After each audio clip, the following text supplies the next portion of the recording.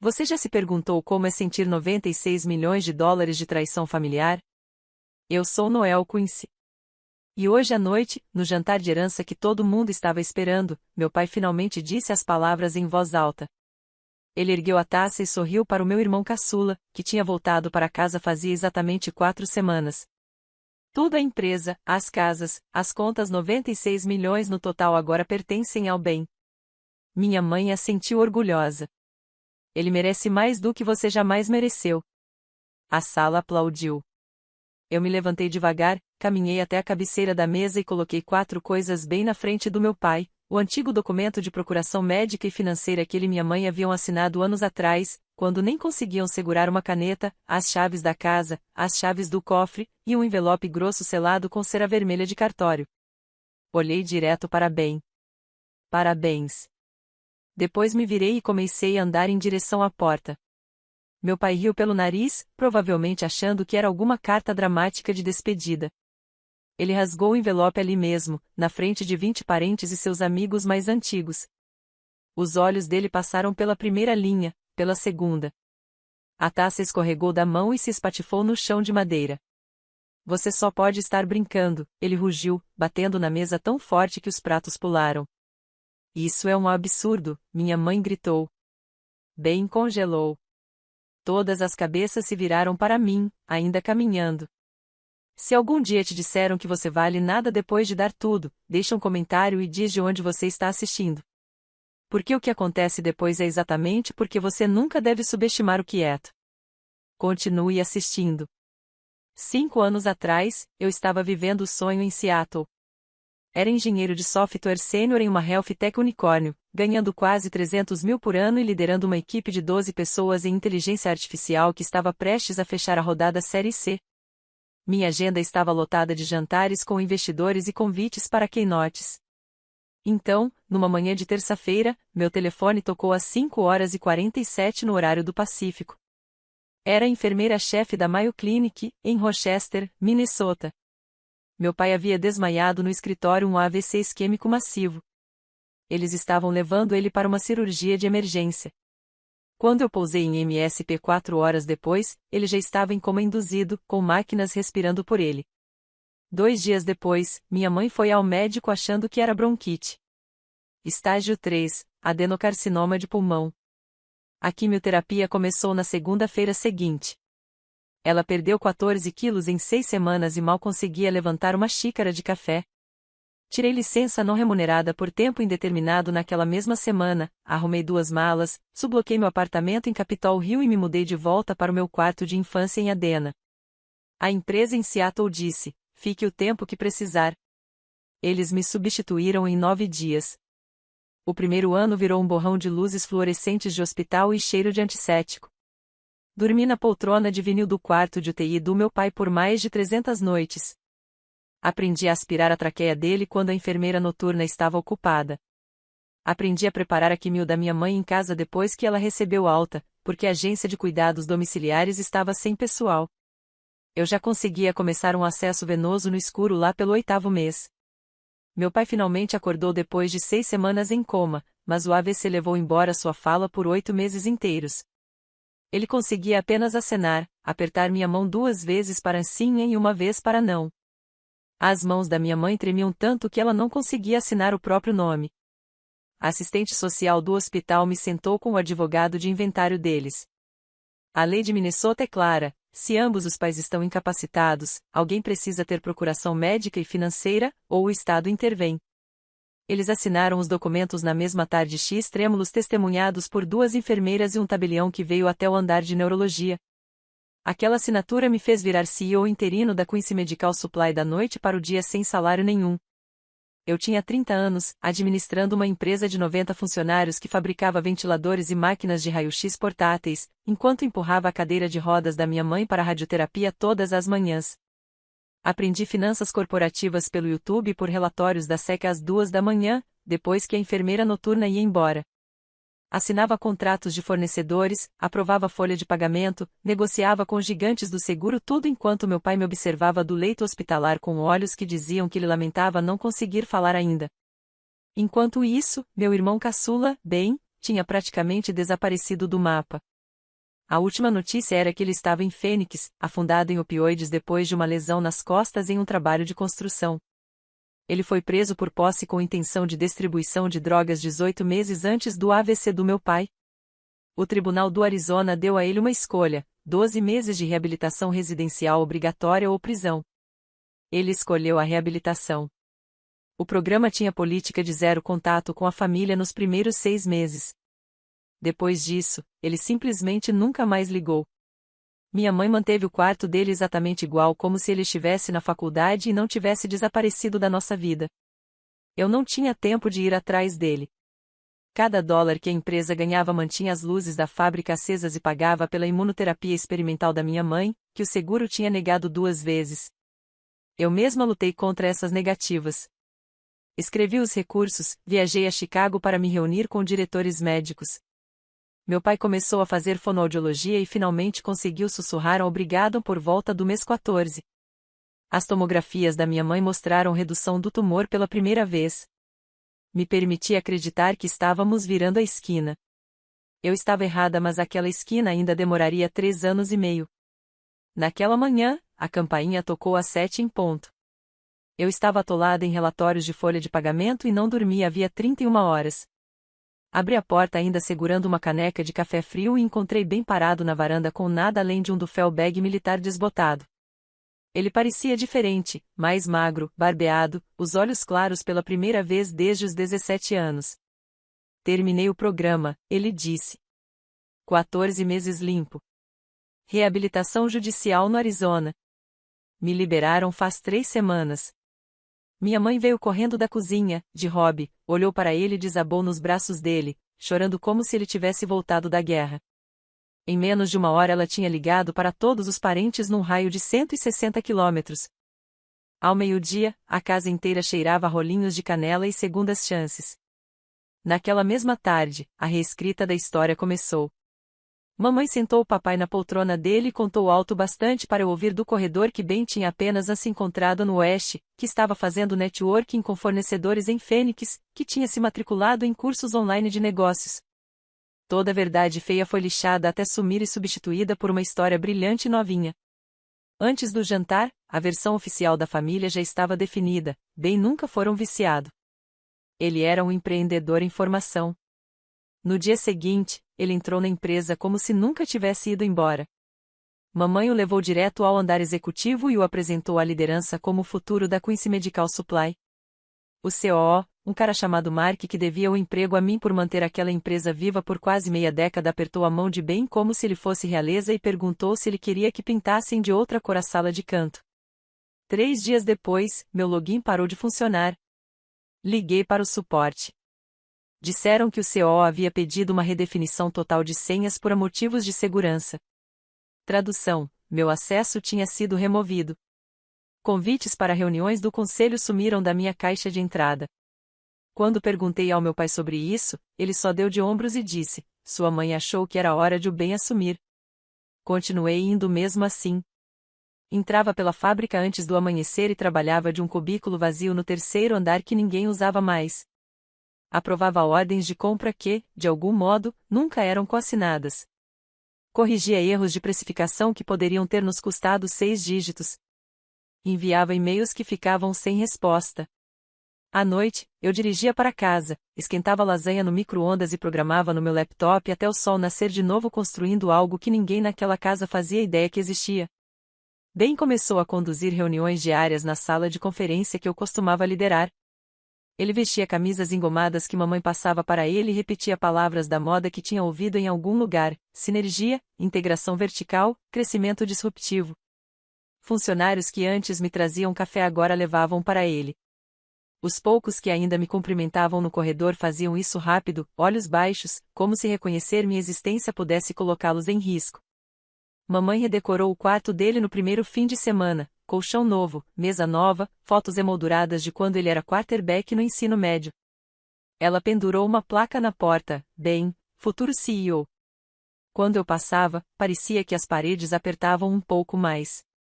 A fala do papai tinha melhorado o suficiente para formar frases curtas. Ele começou a pedir a opinião do bem sobre tudo, níveis de estoque, novas linhas de produtos, se devíamos entrar na concorrência pelo contrato regional da Coleman. Toda vez que eu tentava dar minha opinião, mamãe me interrompia com um sorriso que não alcançava os olhos. Deixa seu irmão cuidar disso, querida. Você já fez o suficiente. Parei de discutir. Só assentia, voltava para minha estação sombria e mantinha a empresa respirando enquanto eles planejavam um desfile de vitória para um fantasma que tinha sumido a guerra inteira. Na noite em que o lustre iluminou a sala de jantar como um showroom, 22 lugares estavam postos sob a toalha branca.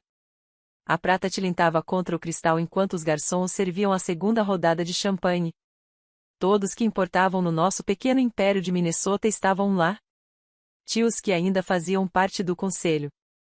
Primos que eram donos de concessionárias. Os amigos de golfe mais antigos do meu pai. Até o pastor da família. Papai estava de pé na cabeceira da mesa, usando um terno azul marinho que mamãe tinha escolhido naquela manhã. A voz dele tinha ficado mais forte no último ano. Ele não precisava do microfone que alguém tinha montado por precaução. Esta noite não é apenas um jantar, ele começou, erguendo a taça mais alto. Esta noite, passamos o bastão para a próxima geração, para a pessoa que provou que merece estar no comando. Ele virou e colocou a mão no ombro do Ben. Meu irmão usava o mesmo sorriso orgulhoso que vinha praticando no espelho havia semanas. Na semana passada, assinei os documentos finais, continuou papai.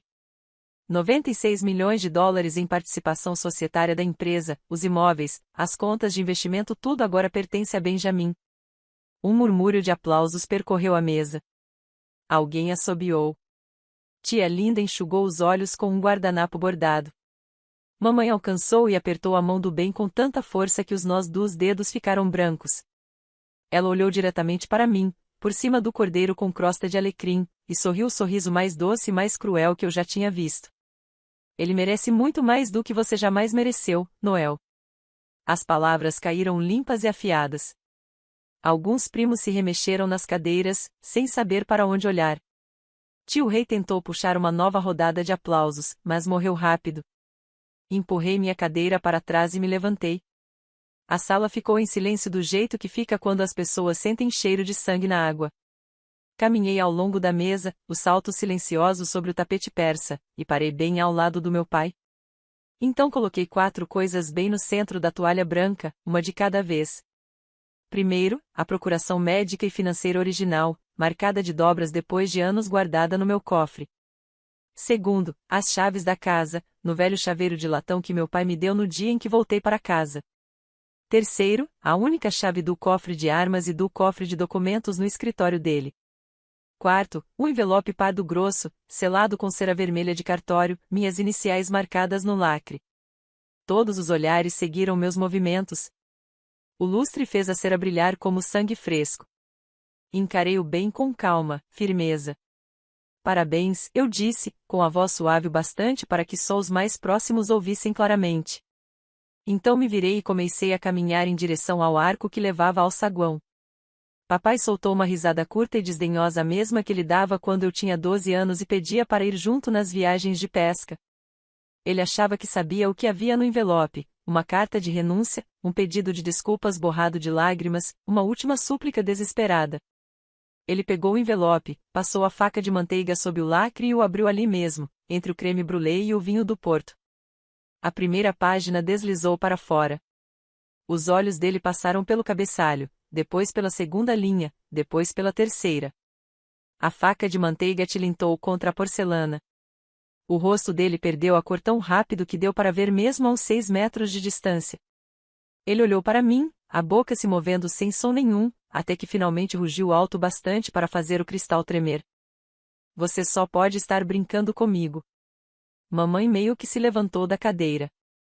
Richard, o que foi? Ele não conseguiu responder.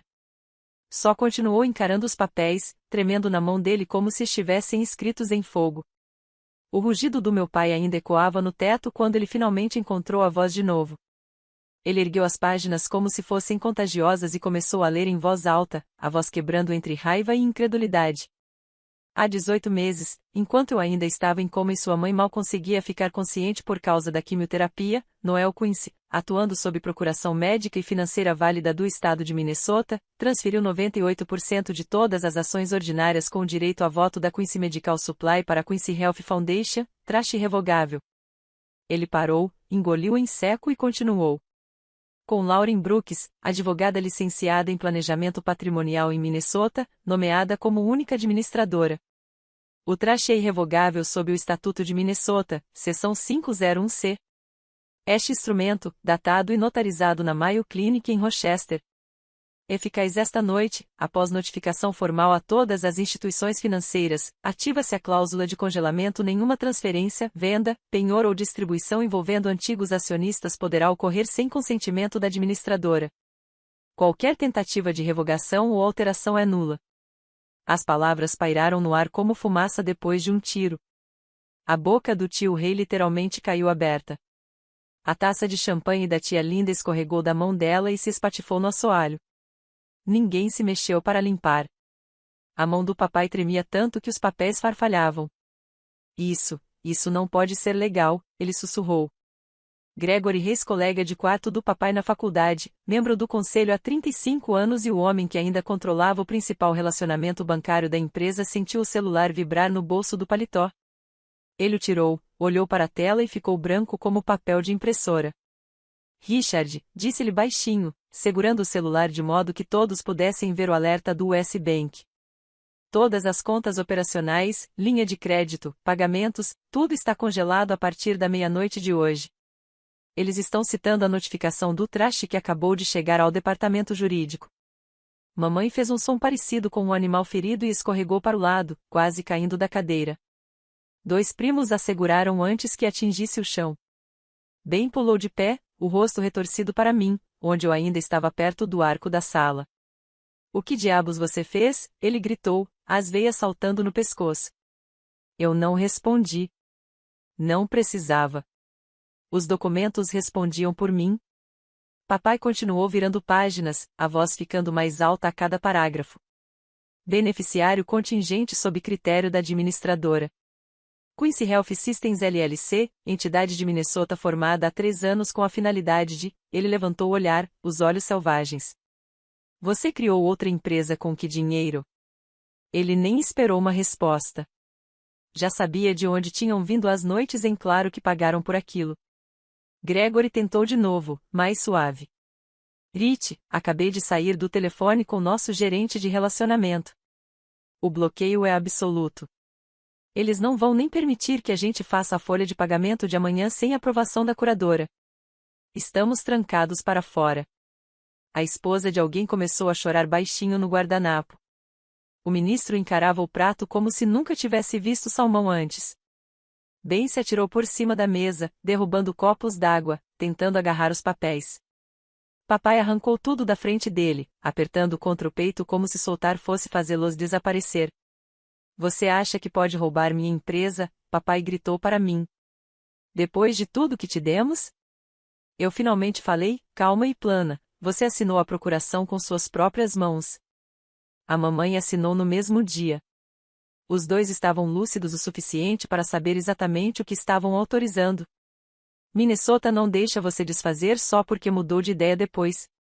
Mamãe, ainda meio caída no chão, gemeu. A gente achou que você estava ajudando, não roubando. Eu olhei para ela por um longo segundo. Eu estava ajudando vocês a sobreviver. Vocês só esqueceram de notar quem manteve vocês vivos. Ben bateu as 2 mãos na mesa. Vamos processar. Vamos lutar contra isso. O nome de Lauren Brooks estava em todas as páginas, junto com o selo da Secretaria de Estado de Minnesota. Irrevogável queria dizer irrevogável. Todo advogado na sala sabia disso. Gregory só balançou a cabeça devagar. Papai afundou na cadeira como se tivessem cortado seus fios. Os papéis escorregaram dos dedos dele e se espalharam pela toalha. Uma folha caiu na manteiga derretida. O lustre continuava brilhando, forte e impiedoso, sobre 22 pessoas que de repente perceberam que o império que vieram celebrar já não pertencia mais a nenhuma delas. Os celulares começaram a explodir antes mesmo de os garçons tirarem os pratos de sobremesa. A tela do Gregory acendeu primeiro com outro alerta do banco, depois a do papai, depois a de todos os conselheiros que ainda tinham o app da empresa. A mesma faixa vermelha em todos os dispositivos, acesso revogado. Bloqueio do Truche em vigor.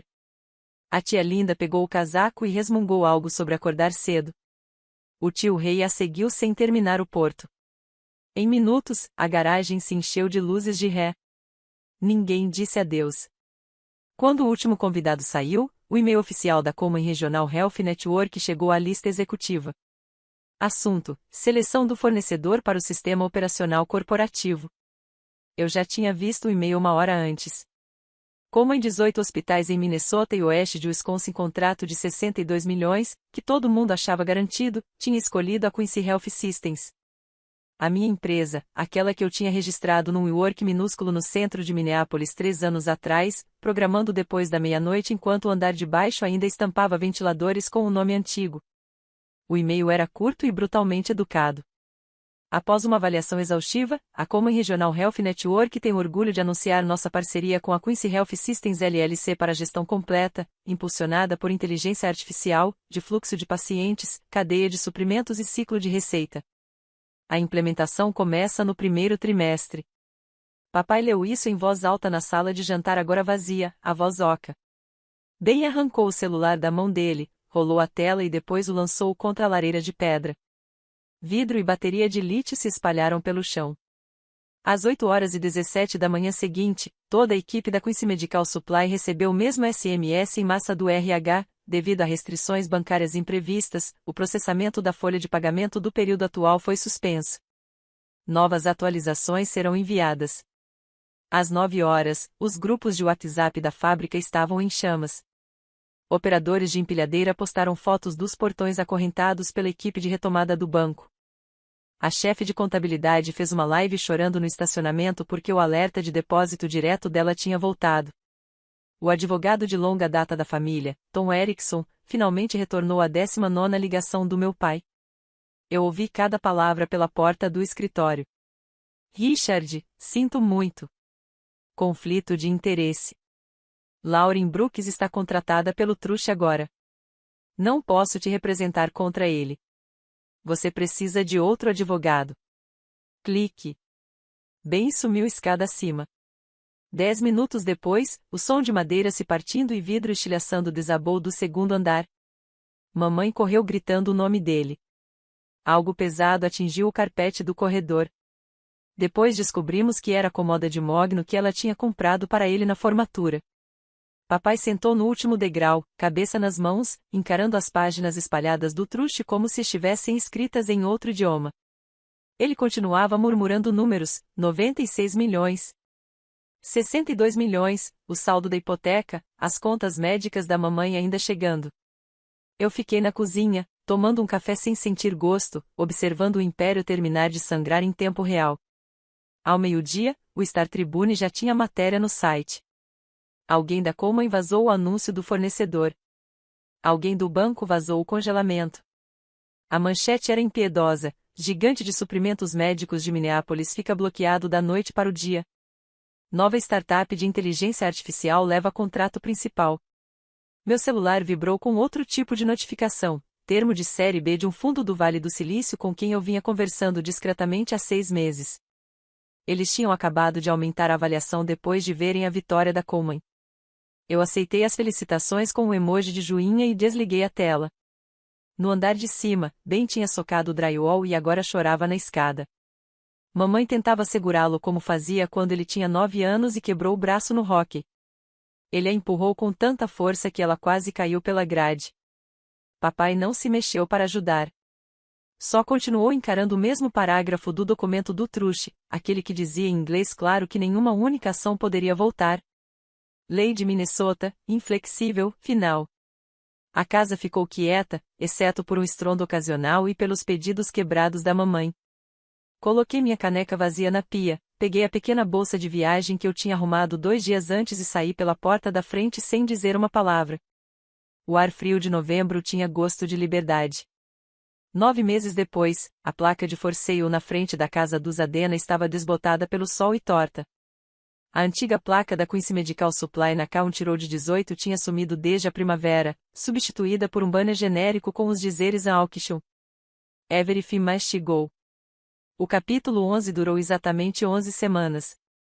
Os credores sentiram cheiro de sangue no momento em que os extratos bancários bateram no processo. O juiz converteu para a liquidação do capítulo 7 mais rápido do que qualquer um esperava. Em junho, as máquinas da fábrica foram vendidas em lotes para um distribuidor de Chicago.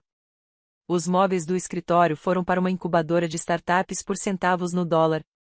A empresa que um dia empregou 90 pessoas nos subúrbios do Noroeste simplesmente deixou de existir. A casa caiu 5 meses depois do primeiro pagamento hipotecário perdido. A hipoteca estava somente nos nomes da mamãe e do papai.